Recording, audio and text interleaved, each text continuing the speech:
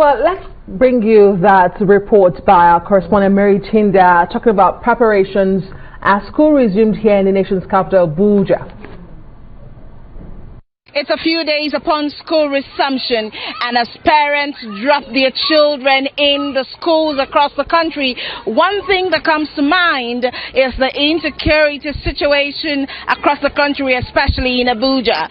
At this public school right here at Wusa Zone 2, JSS school, we realized that the gates are actually open, and not so much can be said about the security apparatus being put in place to safeguard the students and teachers in the school.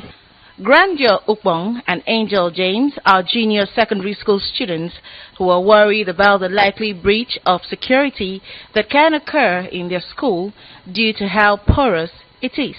I'm scared to return to school because of the insecurity, because everywhere is full with bad and kidnappers. So even though I'm living near here, I'm still scared because I'm not sure I'm protected around yet.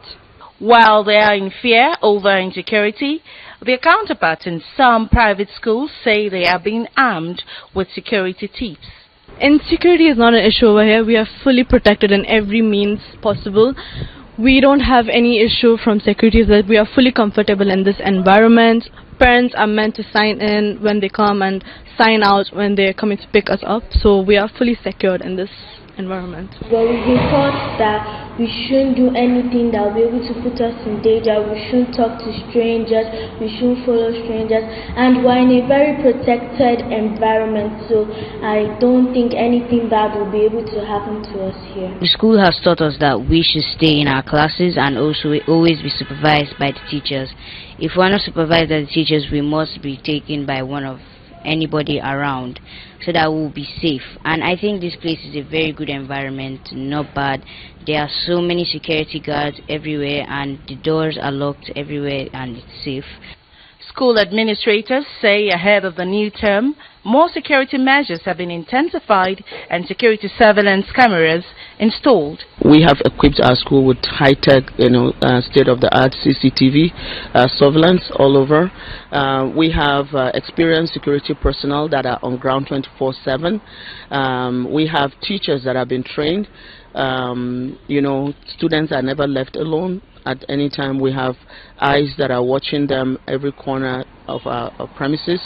So, and we also have processes and procedures in place that ensure safety while on our premises, not just from external threats, but also, to ensure the safety of the students while they are here. We have security at the gate.